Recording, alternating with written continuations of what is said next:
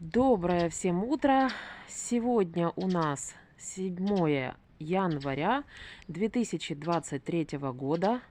На улице у нас сильнейший мороз, минус 15 градусов. Но по ощущениям ниже, чем 20 градусов, это точно. На улице сейчас солнечно. Вот солнышко начинает подниматься только. Но стоять без рукавичек невозможно. Очень сильно холодно, и руки мгновенно стынут. Небо сегодня голубое. Абсолютно все. Ни единого облачка нету. Ко всему тому, что сейчас сильнейший мороз, еще есть и ветер. Поэтому это еще добавляет градусов мороза. Стоять просто невозможно.